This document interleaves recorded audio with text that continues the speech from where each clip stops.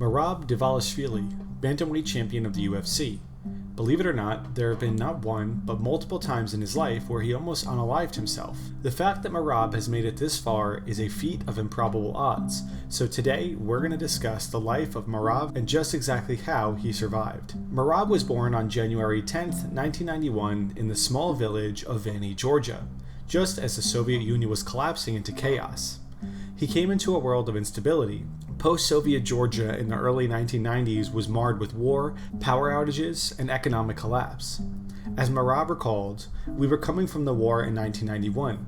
It didn't even make sense to us to have a refrigerator because the light was going on and off. Basic utilities like electricity and gas were scarce, and crime was rampant. It was a bad time. No electricity in the country, no gas in the country, lots of criminals."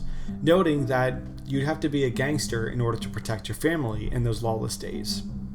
He was the youngest of three brothers, raised by his two parents in a tight-knit Georgian household. Money was sparse and daily life often difficult, but the family's support and values kept him grounded. In 1999, when Merab was about 9, the Dvalishvili family moved from the village to Georgia's capital city, Tbilisi, hoping for better opportunities. Even there, they lived modestly, all 5 of them squeezed into a basement apartment. Merab's bold and fearless nature had already begun to define him. His eldest brother, Misha, observed that Merab didn't know what fear was, even as a child. He was impulsive, confident, and loved to take risks. This fearless streak led him to some harrowing childhood episodes that had become family legend, and these are the near-death experiences I was talking about. At just age 6, on a hike in the Georgian mountains, Merab dove straight into a swift, icy river despite warnings. The current swept him away in an instant. Luckily, his brother, MacLeod, reacted in time, yanking Merab out before tragedy struck. Rather than be traumatized, Merab was unfazed. They were saying the river was dangerous, and I was like, "Oh, I don't give a." He later laughed, recalling how, even after nearly drowning, he continued swimming in those icy mountain rivers without fear. Where others saw danger, Merab simply saw fun and freedom. Merab's brothers quickly learned how literal his fearless nature was. Once in a village, MacLeod jokingly left some sharp horse nails by the door and teased, "Let's see how hard you can jump on these nails, Merab," to test his little brother's nerve. To everyone's shock, 7-year-old Merab immediately leapt barefoot onto the nails. One spike went right through his foot. MacLeod was terrified, but Merab just laughed through the pain, even asking, "Did I scare you?" This was classic Merab. Pain meant little to him, and a bold challenge was never refused. In another instant, at just age 9, shortly after moving to Tbilisi, Merab cheated death yet again. One day, racing home to their basement flat, he grabbed an exposed electrical wire by the metal stair railing. A jolt of current froze him in place, unable to let go or cry out for help. MacLeod, the same brother who saved him from the river, saw what was happening and kicked Merab off the live wire just in time. The incident left the boy's palms bloody and burned, and the family badly shaken. If MacLeod had even been a few seconds later, it could have been tragic. It was a terrifying moment I'll never forget. Miraculously, Merab survived with little more than scars. Such close calls illustrate how chaotic and perilous Merab's youth could be, but they also reveal the roots of his toughness. Time and time again, his older brothers, whom he idolized, protected him from mortal danger. In turn, Merab developed a fierce independence and protective instinct of his own. Even as the baby of the family, he never backed down from a fight or injustice.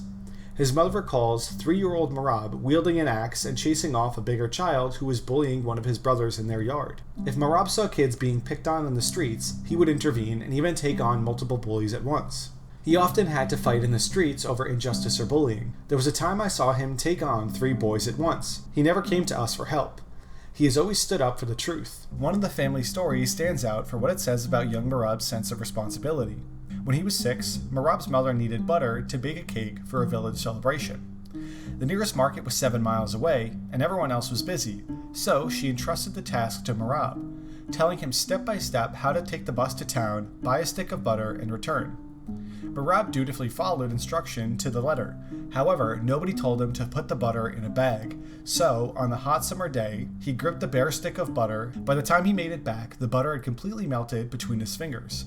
Merab was distraught. He desperately wanted to complete his mission. He held back tears until he reached home, then broke down apologizing for the ruined butter. Instead of scolding him, the family found it endearing. Merab had taken on the job so seriously that he wouldn't even deviate from the instructions at all. That moment with the butter has always stayed with me, his mother says. Seeing a child take responsibility so seriously, it might seem small, but it showed his strong character.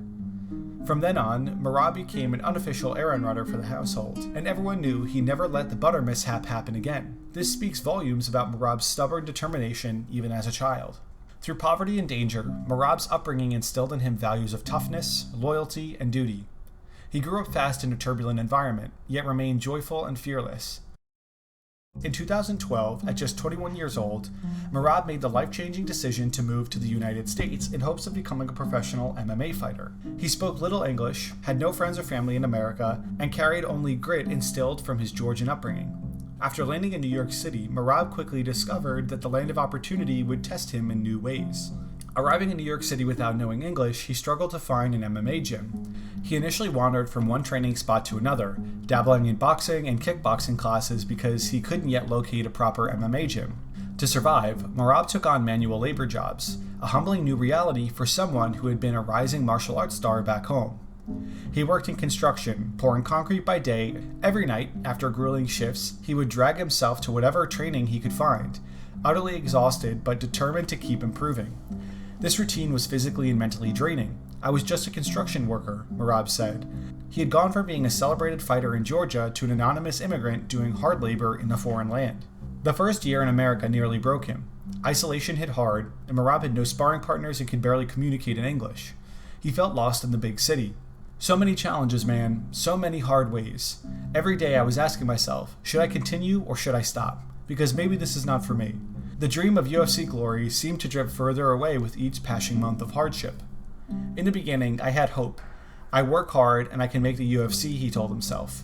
But all my hopes were gone in a year. He even admitted that he quit MMA a couple of times during that first dark year, feeling like it wasn't making sense. In his loneliest moments, he took pride in at least standing on his own 2 feet. I was by myself without English, but I was happy. At least I have a job, and at least I can be free. I can make my own money and support my friends or family. Feel like a man, you know? At least I have a job. Making an honest living, however modest, gave him dignity, the sense of responsibility, the same traits shown in the melted butter story. Merab pushed to endure, 1 year in hell until things could turn around. After about a year of knocking on doors, Merab finally found his new fighting home at Sarah Longo Fight Team in Long Island, New York. Training under renowned coaches Ray Longo and former UFC champ Matt Serra, he suddenly had guidance and teammates around him. I found my team and my hopes came back, Merab said. And the rest, as I say, is history. Shortly after, Merab was able to sign with the UFC and slowly work his way to become bantamweight champion of the world. Now, believe it or not, there were many times where Merab's life almost ended, but by the grace of God, he lived and defied the odds.